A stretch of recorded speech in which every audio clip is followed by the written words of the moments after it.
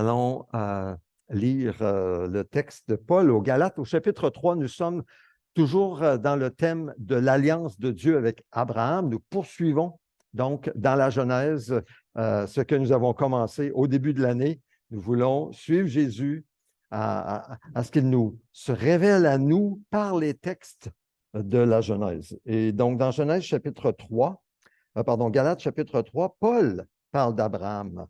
Et j'aimerais vous inviter à vous lever, si vous le voulez bien, pour faire honneur à la parole. Et nous allons lire le texte de Galates, chapitre 3. Alors, Paul qui dit aux Galates, Galates sans intelligence, qui vous a fasciné pour que vous n'obéissiez plus à la vérité, vous aux yeux de qui Jésus-Christ a été décrit comme crucifié. Voici seulement ce que je vais apprendre de vous. Est-ce en pratiquant les œuvres de la loi que vous avez reçu l'Esprit ou en écoutant l'Évangile avec foi?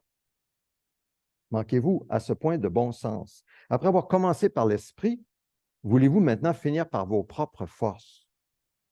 Avez-vous tant souffert pour rien? Si du moins c'est pour rien. Celui qui vous accorde l'Esprit et qui accomplit des miracles parmi vous, le fait-il donc parce que vous pratiquez les œuvres de la loi ou parce que vous écoutez avec foi? Tout comme Abraham eut confiance en Dieu et que cela lui fut compté comme justice, reconnaissez donc que ce sont ceux qui ont la foi qui sont les fils d'Abraham. Or, l'Écriture prévoyait que Dieu considérerait les non-juifs comme justes sur la base de la foi. Et elle a d'avance annoncé cette bonne nouvelle à Abraham. Toutes les nations seront bénies en toi. Ainsi, ceux qui sont bénis avec Abraham, ainsi ceux qui croient sont bénis avec Abraham, le croyant. En effet, tous ceux qui dépendent des œuvres de la loi sont sous la malédiction, car il est écrit « Maudit soit tout homme qui ne reste pas fidèle à tout ce qui est écrit dans le livre de la loi pour le mettre en pratique. » De plus, il est évident que personne n'est déclaré juste devant Dieu dans le cadre de la loi, puisqu'il est dit « Le juste vivra par la foi ». Or, la loi ne s'appuie pas sur la foi, elle dit au contraire « L'homme qui mettra ses règles en pratique vivra par elles ». Christ nous a racheté de la malédiction de la loi en devenant malédiction pour nous, puisqu'il est écrit « Tout homme pendu au bois est maudit ». C'est ainsi qu'en Jésus-Christ, la bénédiction d'Abraham touche aussi les non-juifs et que nous recevons par la foi l'Esprit qui avait été promis. Amen? Amen. C'est par la foi que nous recevons l'Esprit qui avait été promis. Je vous invite à vous asseoir. Et c'est justement l'interprétation de Paul de la semence qui avait été annoncée à Adam et Ève, la semence qui allait écraser la tête du serpent, la domination de Satan dans le monde entier, dans l'humanité entière. Donc, aujourd'hui, nous touchons la dernière partie de l'alliance de Dieu avec Abraham. Nous avons vu ces dernières semaines, les deux dernières fois où j'ai apporté la parole, nous avons vu que Dieu a tenu, comme entrer dans une alliance avec Abraham. Et ça parle de promesses. Vous savez, nous ne tenons pas toujours nos promesses. C'est vrai, même les enfants, les jeunes, les ados, les couples, nous ne tenons pas toujours nos promesses. Nous n'avons pas la force en nous de toujours tenir nos promesses. Nous brisons nos promesses. Nos élus brisent leurs promesses. Hein? Les hommes politiques, dans un conflit, vont faire des promesses qu'ils ne tiendront pas. Ce n'est pas d'hier, ça a souvent été le cas. Hein? Ça cause énormément de problèmes. Mais Dieu tient toujours ses promesses. Il ne pourra et ne manquera jamais à ses promesses parce qu'il est fidèle. Ce qu'il a dit, ce qu'il a promis, il l'accomplira, c'est sûr et certain, parce qu'il est fidèle à ses promesses. Donc, nous avons vu les 9 promesses contenues dans l'alliance de Dieu avec Abraham. Rapidement, on a vu que Dieu a promis à Abraham,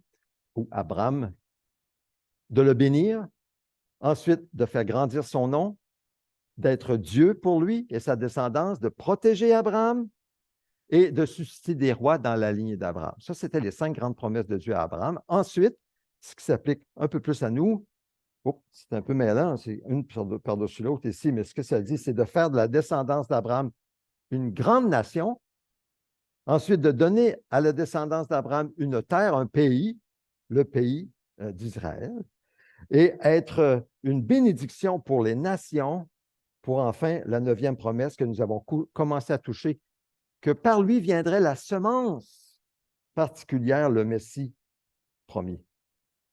Donc, l'élément central de toutes ces 9 promesses, c'était la 9e, c'était la semence promise à Adam et Ève, à Ève en particulier, qui viendrait écraser la tête du serpent.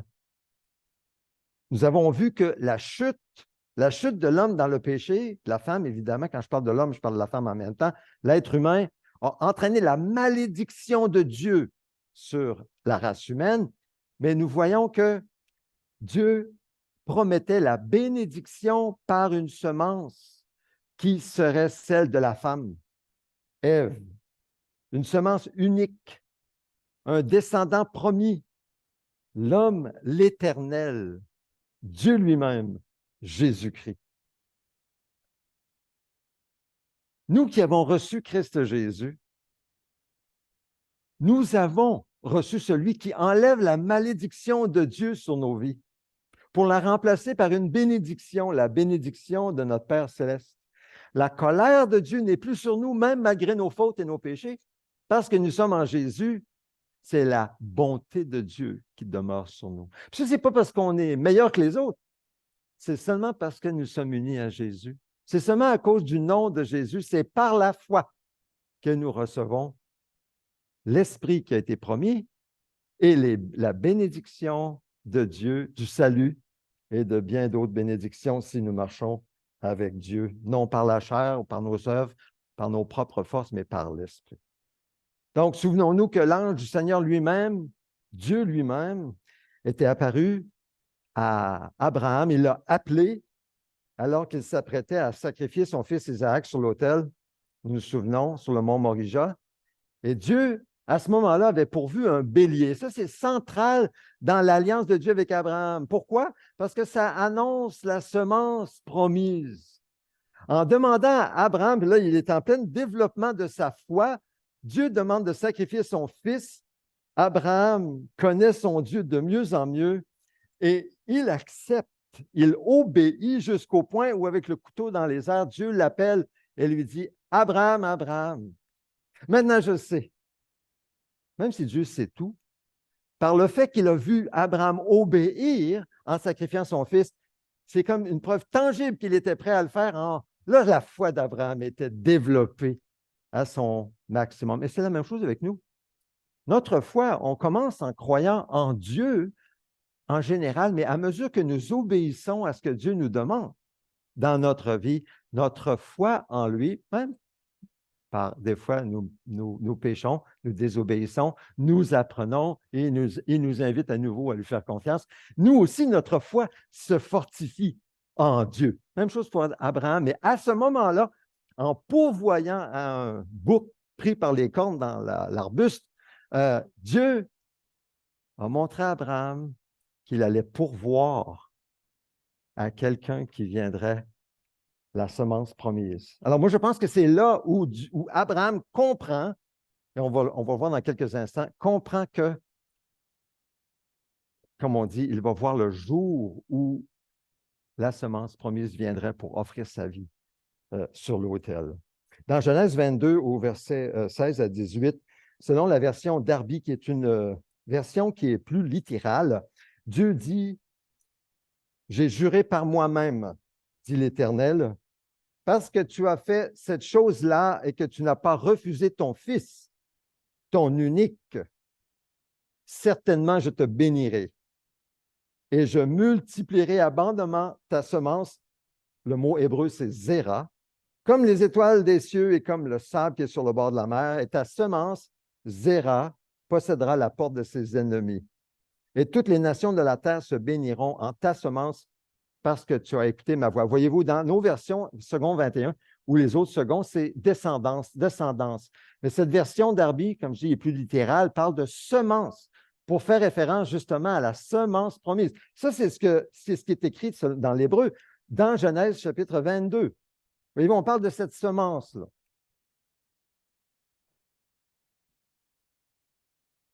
Ça, ce n'est pas pour dire qu'il faut tous lire la version Darby. C'est juste pour dire que parfois, quand on compare différentes versions, on a d'autres nuances importantes pour comprendre le texte. Donc, on parle ici de la descendance. Encore là, je reviens à Genèse 3, verset 15, où c'est écrit que le nom était au singulier semence, pouvait être utilisé soit dans un sens collectif ou singulier. Mais ici, on voit que Dieu révèle dans un même mot les deux nuances. D'abord, on voit dans la première partie, quand c'est écrit « Je multiplierai abondamment ta semence », évidemment, c'est un sens collectif, mais dans les deux autres, c'est un sens singulier. Quand il parle de ta semence, possédera la porte de ses ennemis. On parle ici d'une semence, c'est la semence promise. Donc, la grammaire qui l'indique ici, qu'il possédera la porte de ses ennemis, non pas leurs ennemis, parlant de la semence unique. Et deuxièmement, quand Dieu explicitement déclare que les bénédictions des nations seraient par l'intermédiaire d'une semence unique. C'est la même chose pour nous aujourd'hui. Vous savez, la bénédiction pour les nations se fait par l'entremise d'une semence unique en Jésus-Christ. C'est en Jésus que la bénédiction de Dieu vient remplacer la malédiction, que Dieu vient donner sa bonté à quiconque croit en lui. Il reçoit non pas la colère de Dieu qui est sur lui à cause de ses fautes, mais parce que Jésus a payé pour les fautes, c'est la bénédiction de Dieu, c'est la bonté de Dieu qui se révèle à toute personne qui croit en Jésus. Donc, c'est ce qu'on voit ici, qu'il est béni, se béniront en ta semence, voyez-vous? Donc, c'est ce qu'on voit dans le texte ici dans Genèse chapitre 22. Je bénirai ceux qui te béniront, je maudirai ceux qui te maudiront. Toutes les familles de la terre seront bénies en toi. En toi. Alors, la question que je nous pose par rapport à cette bénédiction, est-ce que tu es en Jésus? Es-tu en lui?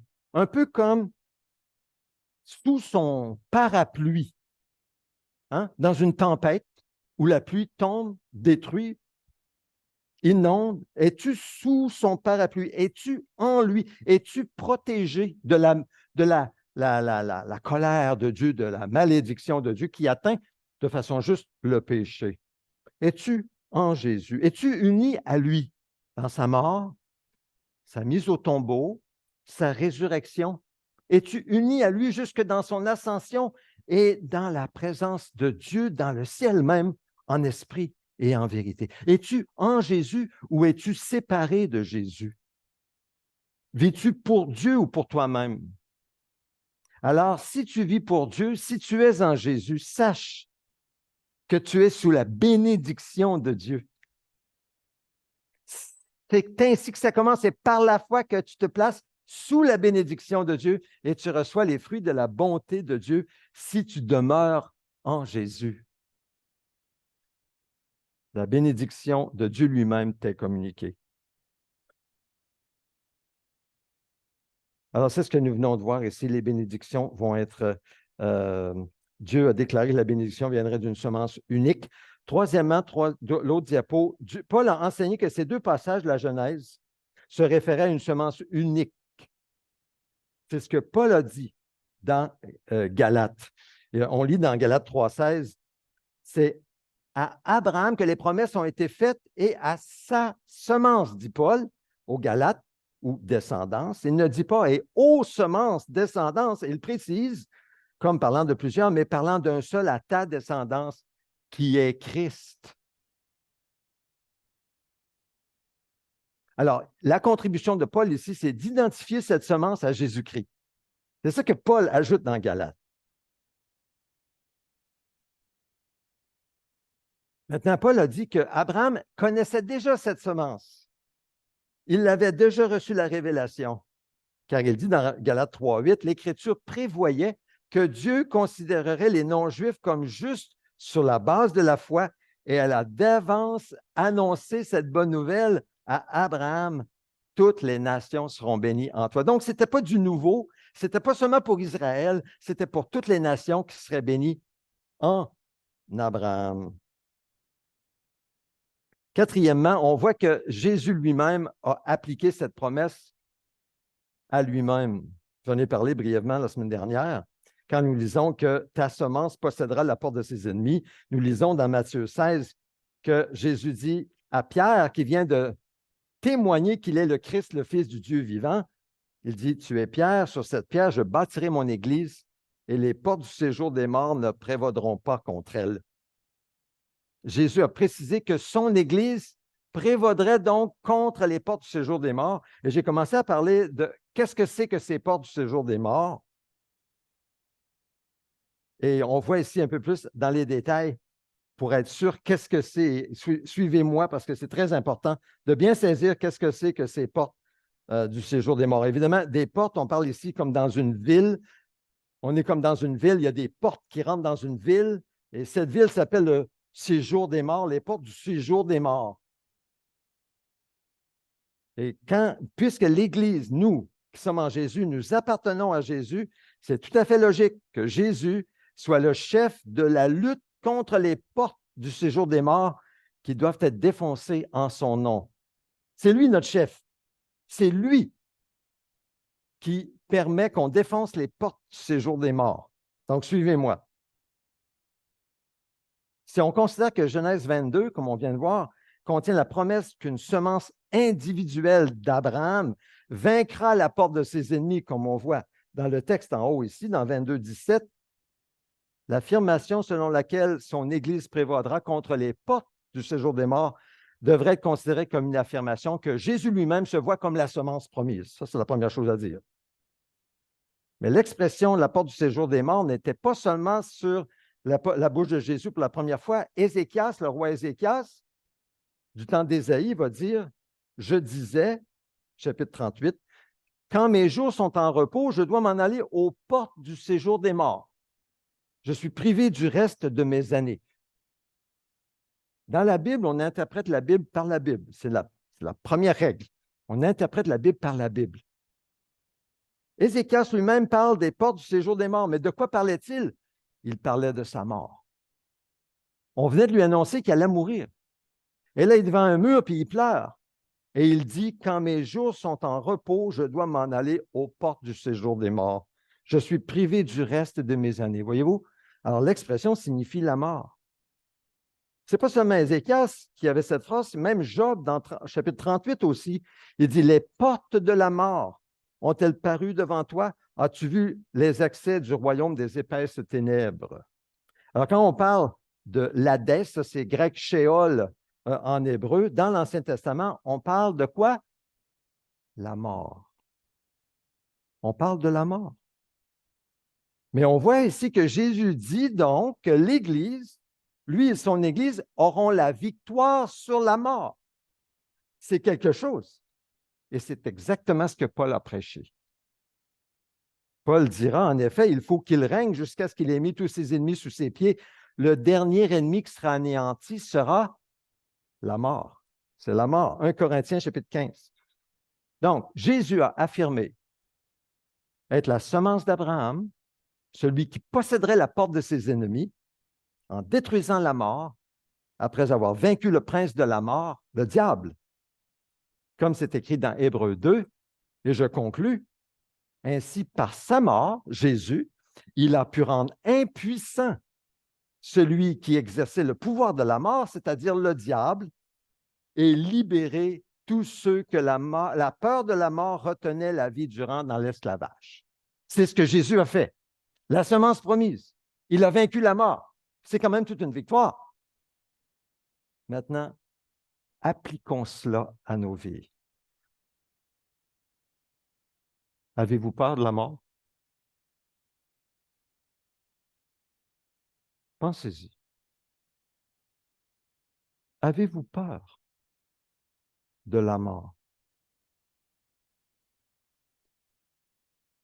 Vous qui êtes en Jésus, vous avez mis votre foi en lui. Vous lui appartenez, vous avez reçu son esprit. Avez-vous toujours peur de la mort? Pas besoin de répondre à voix haute, mais dites-le dans votre cœur. Pourquoi avoir peur d'un ennemi que notre Sauveur, le Seigneur Jésus, a vaincu. Comprenons bien ce que dit l'Écriture. Jésus a vaincu la mort. Il a vaincu la mort comme un ennemi à plate couture. Satan, le prince de la mort, qui gardait les hommes et l'humanité en esclavage de la peur de la mort, Jésus l'a vaincu. Comprenons bien ce que dit, c'est la réalité, c'est la parole de Dieu. Jésus, il a pris cet ennemi, il a enlevé toutes ses armes. Satan n'a plus d'armes. Il est désarmé, c'est un ennemi désarmé. Devant Jésus, en spectacle devant les autorités. Jésus a la victoire, il a vaincu la mort, le prince de la mort. Et il ne veut pas qu'on ait peur de la mort. Les seules armes que Satan a avec lui aujourd'hui, à nous, devant nous qui sommes en Jésus, ce sont le mensonge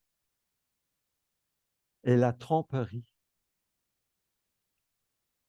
qu'il nous lance constamment par la tête pour que nous ne croyons pas en ce que Jésus a fait pour nous, pour que nous soyons distraits, pour que nous restions dans la peur de la mort.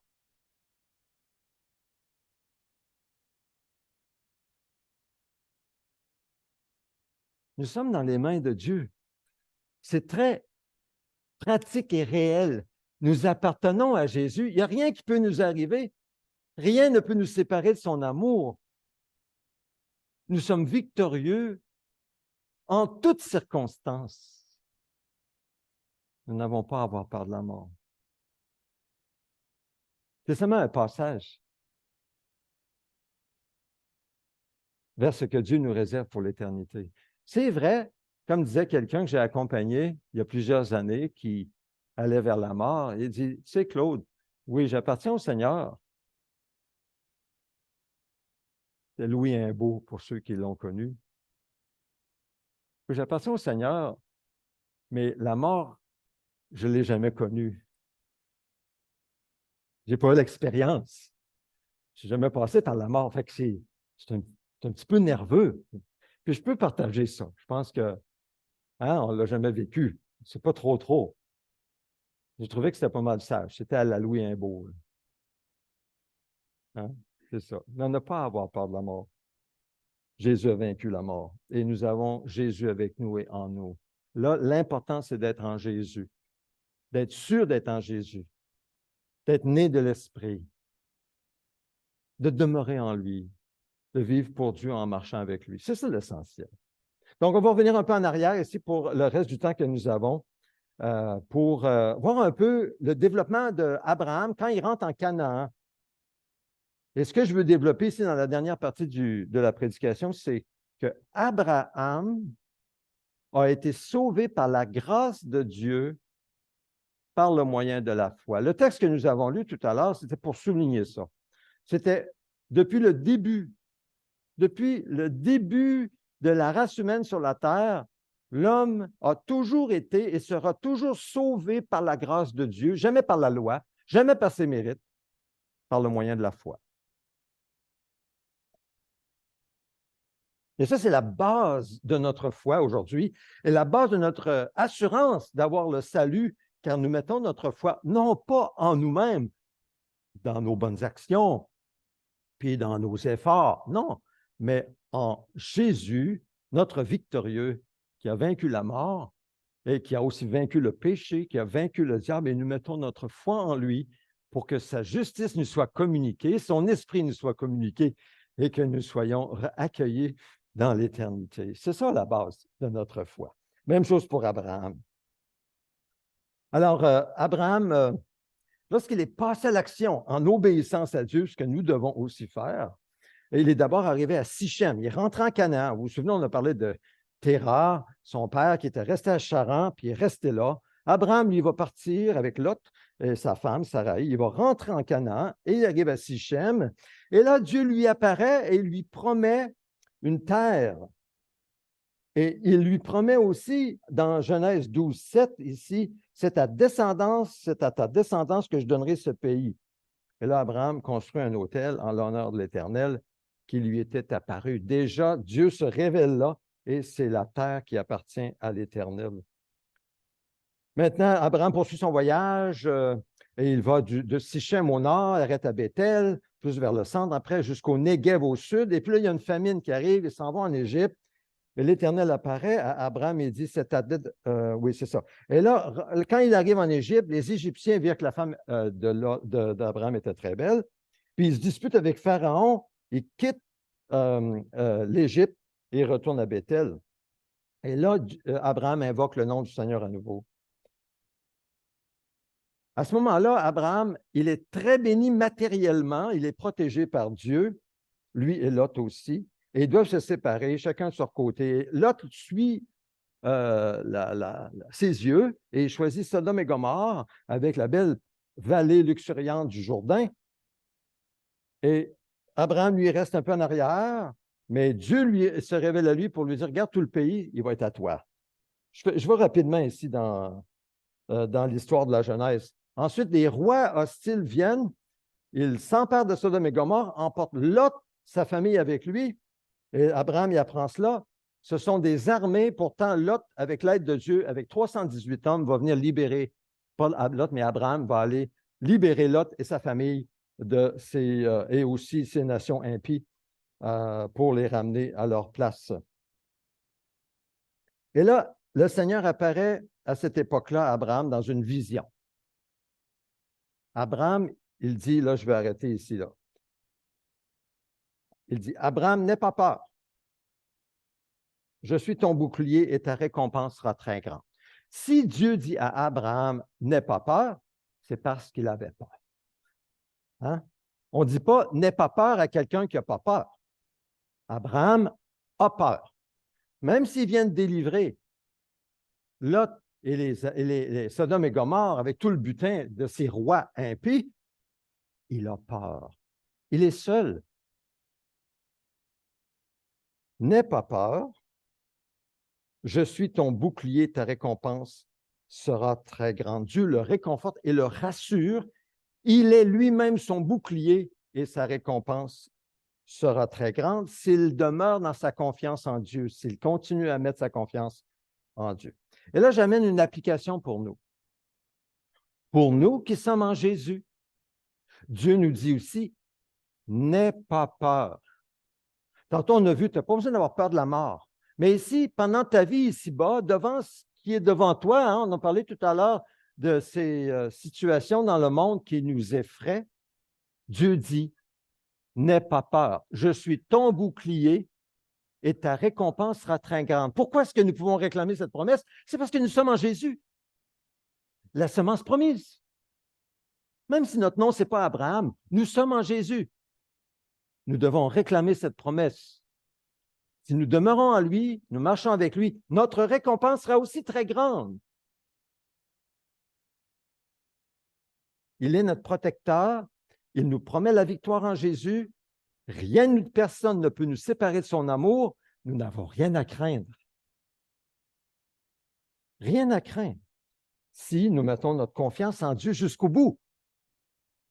Et là, il faut vraiment, de tout cœur, laisser toutes nos autres sécurités dans notre cœur pour compter sur Dieu seul. Elle est là, la promesse. Elle est reliée en celui qui est en Jésus et qui vit pour Dieu et non pour lui-même. Prochaine diapo, dans Genèse 15, nous disons, Abraham répondit, Éternel Dieu, le Seigneur éternel, que me donneras-tu? Je m'en vais sans enfant et l'héritier de mes biens, c'est Eliezer de Damas. Abraham dit, tu ne m'as pas donné de descendance, c'est un serviteur de ma famille qui sera mon héritier. Il faut se mettre un peu à sa place, là, il y a 90 ans. C'est un peu comme si Abraham dit, je m'excuse, Seigneur, mais t'es 40 ans trop tard. Il y a 40 ans, OK, j'aurais pu avoir un enfant, mais là, je suis un bois mort. C'est trop tard. Puis on a parfois l'impression dans nos vies aussi, mais Seigneur, c'est trop tard. Peut-être que, bon, vous avez perdu du temps, peut-être que vous avez vécu des choses, vous le regrettez, c'est encore sur vous, ça pèse sur votre dos. J'ai perdu ma chance, c'est trop tard. Attention, on ne doit pas dire ça, jamais. Si Dieu dit non, c'est pas trop tard, ben, il faut qu'on arrête de dire que c'est trop tard. Arrêtez de vous dire que c'est trop tard.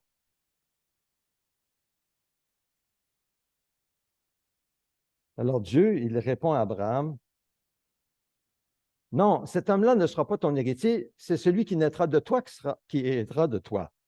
Puis Dieu le fit sortir de sa tente. Il lui dit, contemple le ciel, regarde, compte les étoiles si tu es capable. Tes descendants, ta semence, seront aussi nombreux qu'elle. Imaginez ce qui a bien pu se passer dans l'esprit d'Abraham, la prochaine diapo, quand il regardait le ciel. Dieu lui parle. Il dit, regarde, ce sera celui qui naîtra de toi. Ta descendance sera comme les étoiles du ciel. Comment auriez-vous réagi? Non, mais auriez-vous dit, peut-être moi c'est ça que j'aurais dit, Seigneur, c'est impossible. Je veux bien croire, mais comment croire?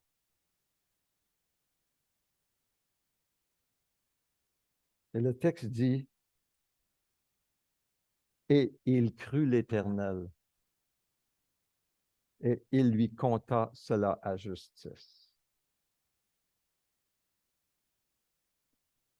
Il crut l'Éternel.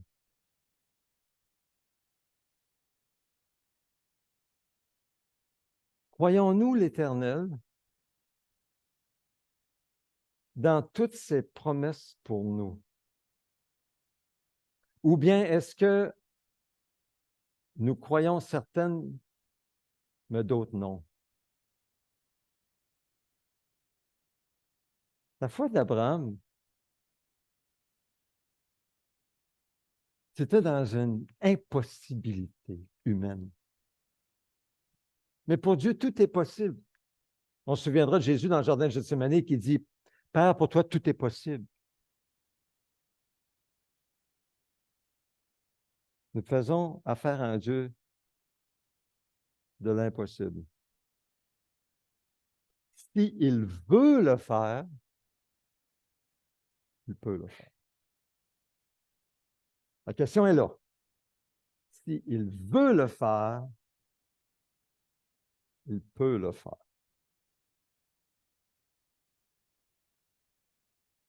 Alors, le « et » en rapport avec « et il crut l'Éternel », c'est-à-dire toutes ces promesses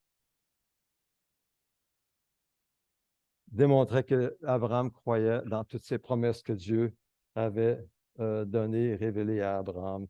Et c'est ça qu'il a compté comme justice. Il a été déclaré juste par cette foi-là en Dieu qui avait fait ses promesses.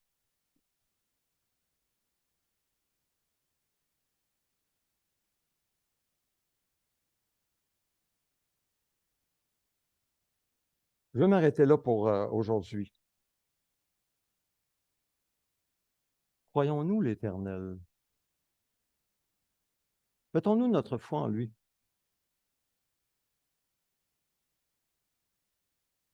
Non, mais pas juste pas juste en théorie, en pratique.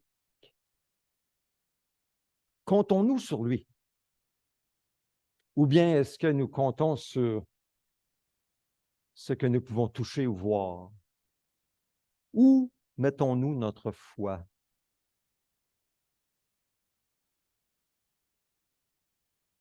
Mettons notre foi en Dieu et dans ses promesses telles que révélées dans ses paroles. On ne verra pas les prochaines diapositives.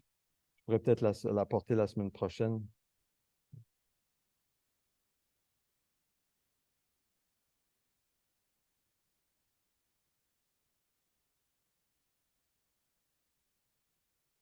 Alors, prenons quelques instants de silence devant Dieu. Écoutons le Seigneur. L'Esprit du Dieu vivant parle à nos cœurs.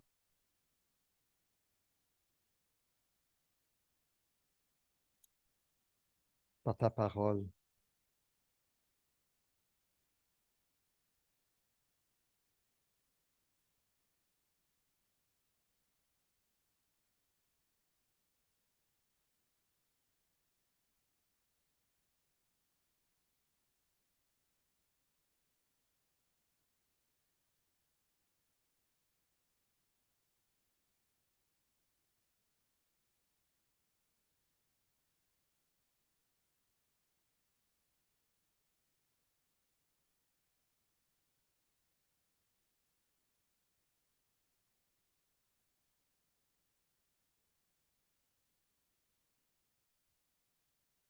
Seigneur, nous voulons te remercier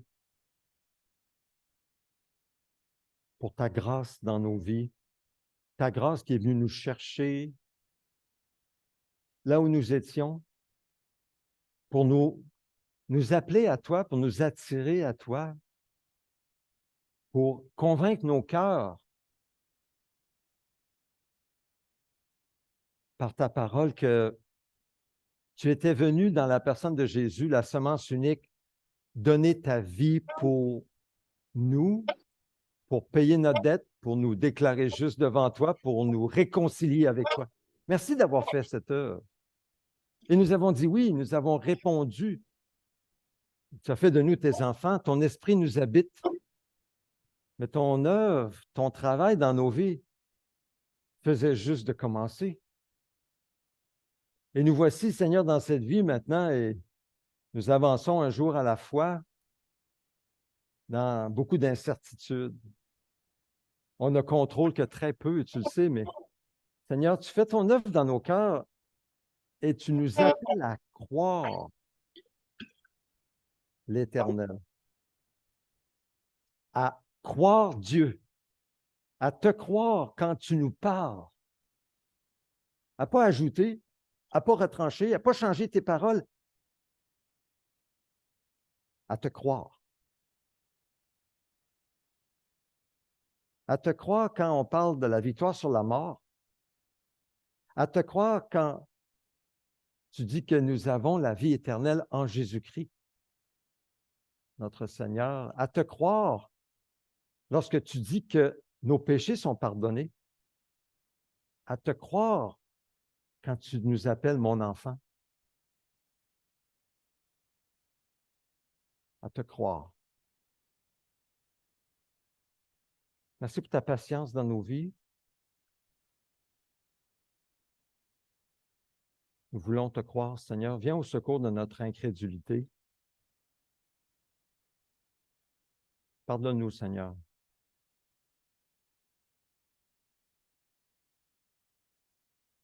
Merci pour ta patience.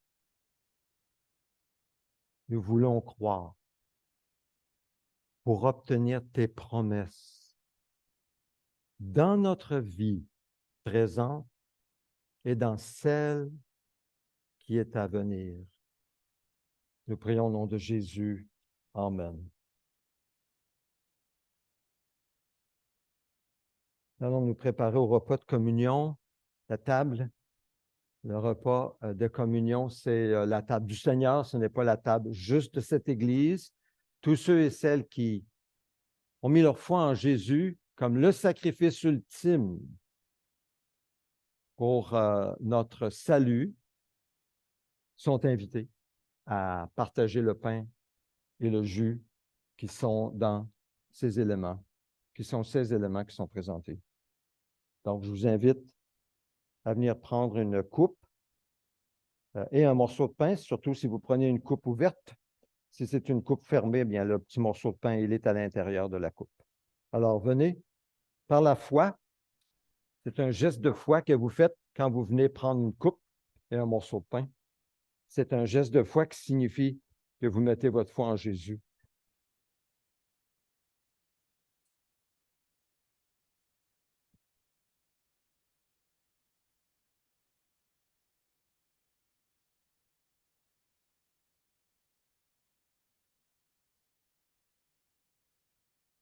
Connaissons, Seigneur, tes bienfaits, connaissons ton amour, connaissons, Seigneur, tes promesses, prononcées sur nous. sais que tu ne changes pas, que ta parole, Seigneur, ça tu es fidèle. Tu es fidèle en tout ce que tu dis. C'est pourquoi je le chante. Je te glorifie.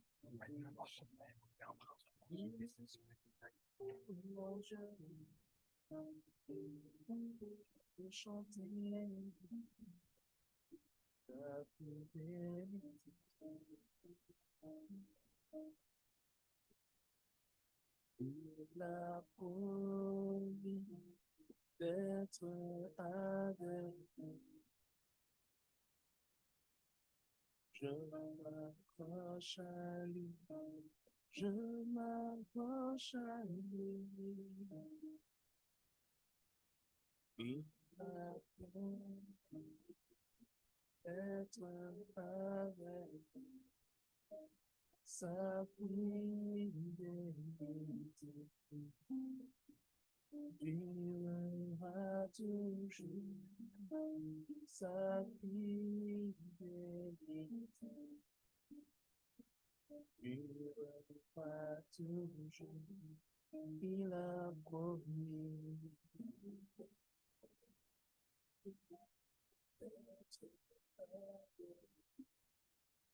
Seigneur, je ne suis pas orphelin. Je m'accroche, je vais toujours avec vous. Nous participons à une fête présentement. C'est une fête que nous célébrons. C'est la fête de la semence unique Jésus-Christ qui a remporté la victoire. La victoire sur Satan en lui écrasant la tête.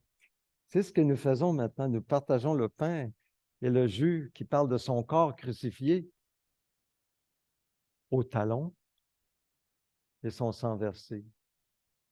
C'est une fête qui souligne la victoire de Jésus. Et nous disons que nous participons à cette victoire en prenant ce pain et ce jus. Nous faisons un avec Jésus en prenant ce pain parce que ça devient un avec nous. Nous faisons un avec, c'est un acte de foi que nous mettons notre foi en Jésus pour notre pardon, le pardon de nos péchés et pour la présence de Dieu avec toutes les promesses qui sont incluses en Jésus par le Saint-Esprit qui nous est promis. C'est une fête. Donc, prenons-en tous. Jésus, la nuit où il a été livré, a pris du pain, il l'a brisé, il l'a donné à ses disciples en disant, « Prenez, mangez, ceci est mon corps qui est rompu pour vous. Faites ceci en mémoire de moi. »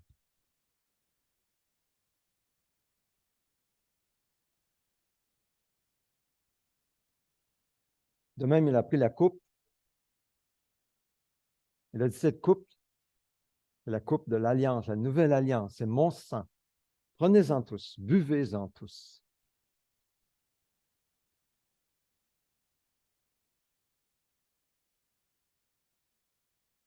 Unis à toi, Seigneur Jésus, par la foi, nous te célébrons et nous te remercions pour toutes les promesses que tu nous donnes et qui sont oui et amen en Jésus-Christ, qui sont nôtres à cause de Jésus.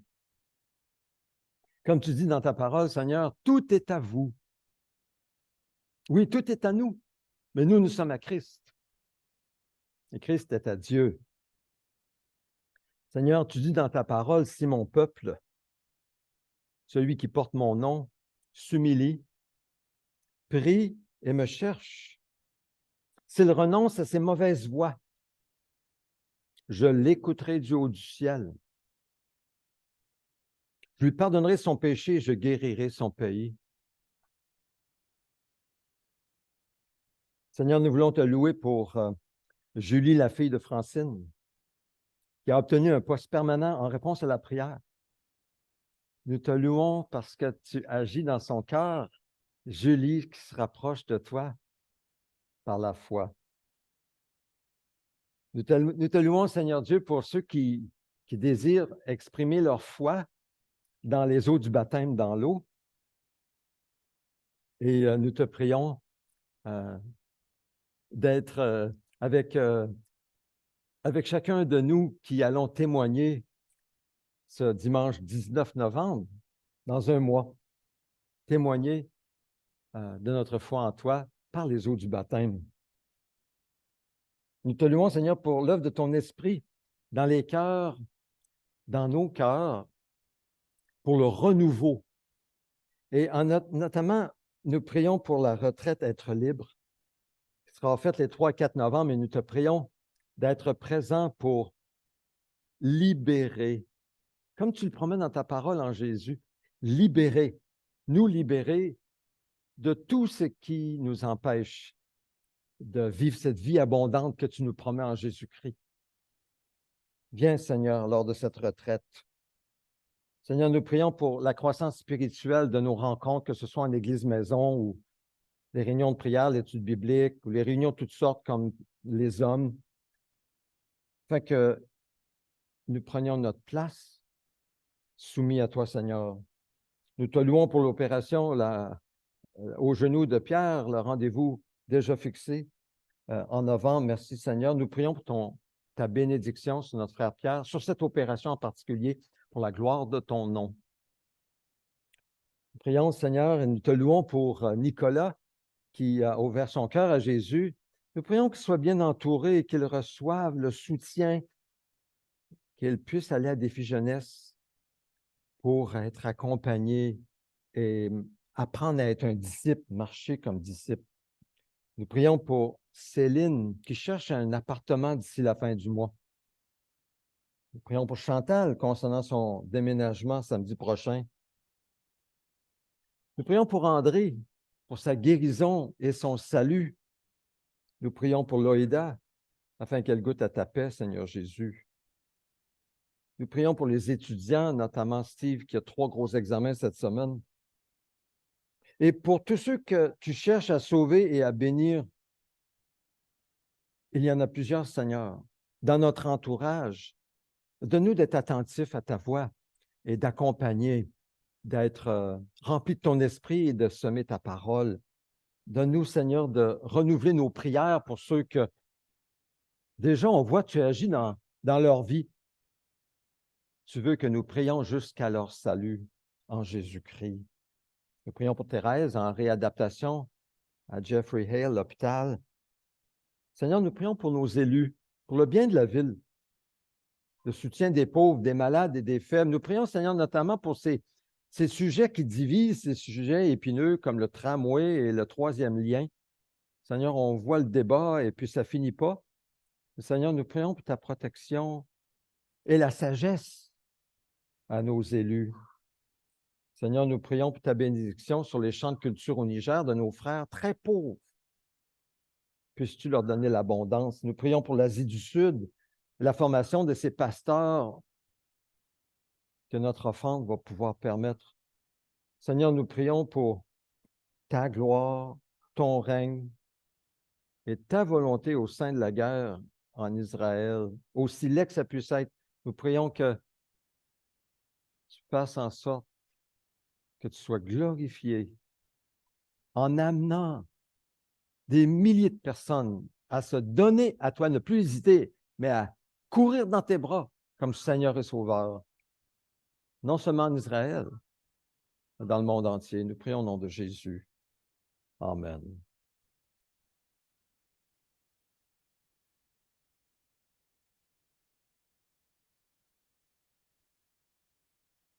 Faites en tout temps par l'Esprit toutes sortes de prières et de supplications. Veillez à cela avec une entière persévérance et en priant pour tous les saints. Prions les uns pour les autres, par l'Esprit. Je vous invite à vous lever pour prier cette prière que le Seigneur nous a enseignée ensemble, comme un seul homme.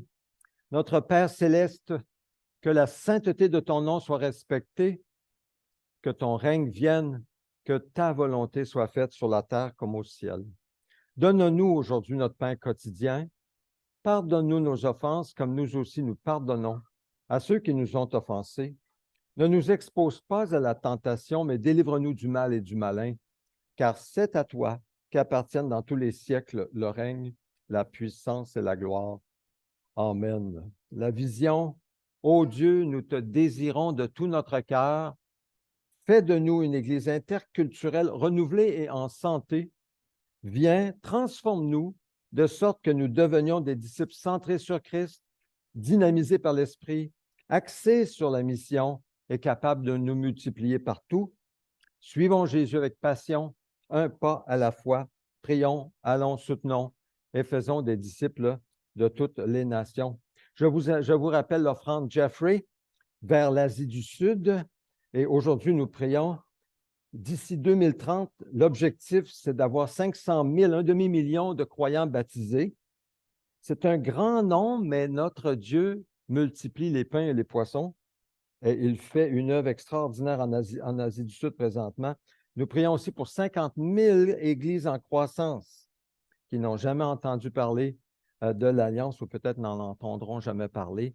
Seigneur, nous voulons te prier, toi qui es le maître de la moisson, d'envoyer des ouvriers dans ta moisson, de nombreux ouvriers dans ta moisson. Et nous savons que l'Asie du Sud répond présentement, malgré la persécution, à ta parole. Donc, nous te prions de permettre que ces ouvriers soient formés et envoyés pour faire des disciples jusqu'à ton retour à la fin du monde. Nous prions au nom de Jésus. Amen. Alors, pour les offrandes, c'est toujours la même manière. C'est par virement bancaire ou par les boîtes qui sont à l'arrière. Je vous invite à vous asseoir rapidement pour les annonces. La semaine dernière, je vous ai parlé de la retraite à être libre. J'ai encore ceux qui n'ont pas pris le... Est-ce que vous avez... Tu n'en as pas eu un? Tiens, tu peux regarder. Je ne l'ai pas eu. Ceux qui l'ont pas eu la semaine dernière, là, Rodrigue. Voilà. Oui, tiens. Alors, j'en ai d'autres tout à l'heure. Je pourrais vous en donner si vous n'avez pas eu. En fait, la retraite à être libre, c'est une retraite vendredi soir et samedi toute la journée.